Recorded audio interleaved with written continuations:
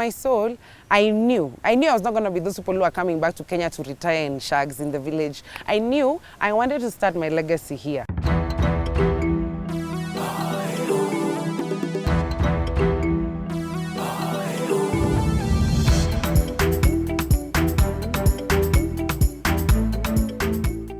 Raisa Ochola is a Jill of all trades. She's been a fashion model, flight attendant, computer programmer, and the founder of a travel agency. Quite an impressive feat for someone who is only 29 years of age. Raisa was born and raised in Nairobi County. She attended St. George's Girls for her secondary education and later joined the University of Nairobi School of Engineering. I was doing MS-DOS in 2009 and I'm asking my professor, like, hey prof, kampuni gani wanatumia MS-DOS sahi? Then he's like, madam, hakuna kampuni inatumia MS-DOS, but the curriculum has not been updated. So already, I'm in my first year. You know, I'm doing engineering. I'm trying to be an engineer. Like at that point in my life, I wanted to like be global. So I'm like, how am I going to compete with somebody who went to Oxford? Somebody who went to, you know, whatever other school that they're actually learning the things that companies are implementing in the system. Her prayers were finally answered when she received a partial scholarship to go and study in the United States. So in 2009, Raisa left the country and joined Drexel University in Philadelphia in pursuit of an engineering degree. In America, my first year, I literally built a camera. And I'm not talking about a pinhole camera.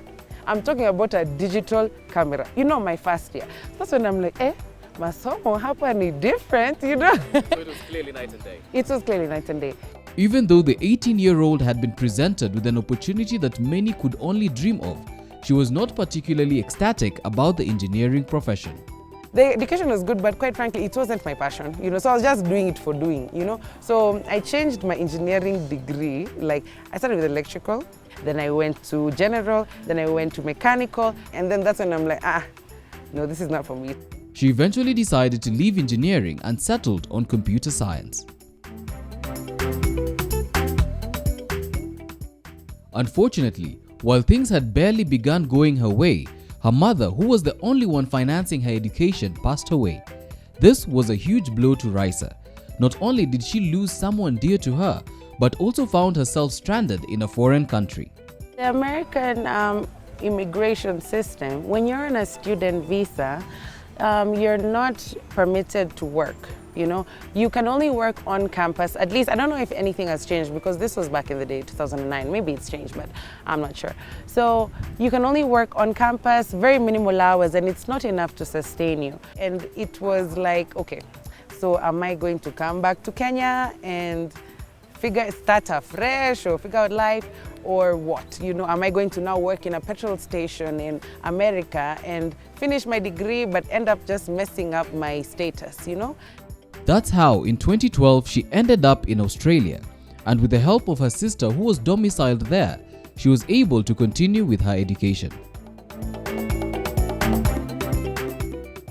To support her studies, Raisa did various jobs, from office work to non-conventional means of employment. So in Australia, I tried everything, let me tell you. My first job, my favorite job, I was the admin of Save the Children, which is an organization, you know, Save the Children. So I was the voice of Brisbane. So I lived in Brisbane City. So that was the one that gave me the most fulfillment. Other than that, I was a bartender. I was a sommelier, for wine tastings and stuff. I used to work in a supermarket, like, you know, packaging, like chicken is coming on the, you know, chicken and stuff for airlines. I did everything you can think of.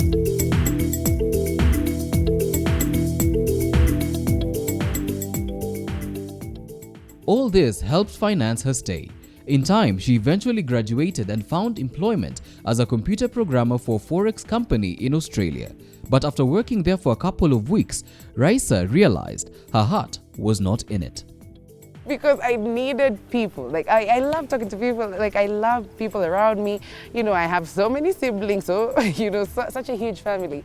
So I needed that to give me fulfillment at the end of the day. So there I am on Google. Careers with no routine, because the routine part was what was like, hey, naamka, naenda, kwa trade. Unajua, like, I was just like, nah, this is not it. So at the age of 25, Raisa saw it was time for a career change, and that is how she found herself operating from Dubai as a flight attendant for Emirates. Her stay at Emirates was once again short-lived because after working there for only a year, her adventurous and free-spirited nature felt it was time for another change of scenery. I didn't want to be one of those stories whereby, like I'm abroad. I have to stay abroad to make money, because I was seeing them. I'm seeing somebody, they have been there 30 years. Like the level of their life is just constant. It's amazing. They're secure, there's stability, their children are going to good schools. But how are they? Like their spirit, you know what I mean? Some people thrive in it. For me, I wanted more. So I always knew home is where the heart is. Home is where the future is, And so in 2018, Raisa landed back in the country, unsure of where to begin but certain of where she was meant to be. Based on her background in computer science, she offered her services to various companies, but as she was doing that, a business opportunity was presented to her. So I was back home and, the people who are friends became family. So they're like, you're back in Nairobi. Like, can we come? Can we come? So it happened like one of my best friends sent her parents over to Nairobi. And, it was a beautiful, holiday for them. And they literally gave me a tip and they told me, Raisa, like, this should be your side hustle. With that, Raisa Ochola Eco Tours was born. Raisa says that unlike other tours and travel companies, hers is unique in that it provides a one-on-one guided tour, giving her clients a more personalized touch of experiencing Kenya.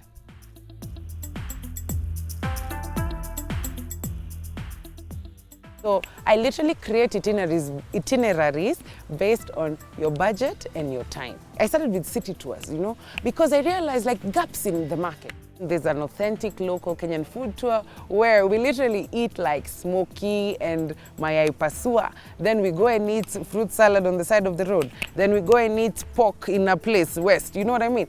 Then we go to Kazuri Bead, the factory where they actually see jewelry being made from the stage of clay. We have like a 30-minute tour. We go around and they see, they just say Africa prints, patterns, but they don't really know what goes into it. So I want to show them the nitty-gritties of what goes into play. The nitty-gritties of what Africa is about. And even as we go through these tours, they interact one-on-one with the people that we meet and meeting the locals who are in all different social classes, it's just magical. But it's nice for a curtain, no? This one.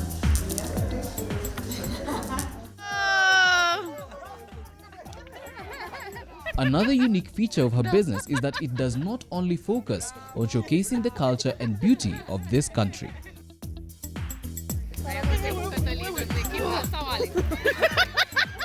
Every single experience my clients or my guests go through has to either directly impact the local community, by either giving them income, because everybody has to eat, or the children, mentoring of sorts, mentoring in terms of, people who have skills out of the country, they come and I put them one-on-one with children who want to do something in that same field. So every single experience that my guests have in a day, they have to directly impact the community or conservation. So that's in terms of the animals, wildlife, the nature. They have to make an impact in Kenya. You're not just coming here to enjoy, you're actually making a difference in the local community. This is why when she looks back, she's happy with the decision to return. For her, this is what she was always meant to be doing, turning passion into business. My time away made me realize just how much people don't understand what Africa is about. In just a year's time, the budding entrepreneur has grown her business and has been able to employ 3 individuals despite the difficulty of running a business in this economy. It has been a roller coaster. As you know, this industry has seasons. Some months I have up to 20 clients, and what I'm focusing on now is group tours, So I have clients who are school trips, from South Korea who come here. So I have like the Form 4s every June, you know what I mean? I'm trying to make it like a sustainable, income. So that is the plan.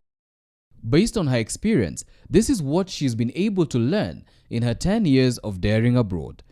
There is no formula to this life. You know, you don't have to be an engineer. You don't have to be a lawyer. You don't have to be a pilot or a doctor.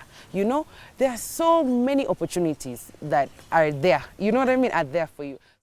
And as we wind up today's episode, this is her parting shot on our Diaspora Bite segment.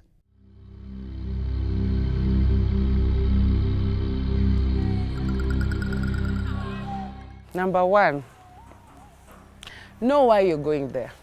Like, know why you're going there. If you're going there to make money, just put that in your mind. And don't ever think that that's it. You know what I mean? Don't ever think that now, if it's not working for you abroad, you have to stay in America or you have to stay.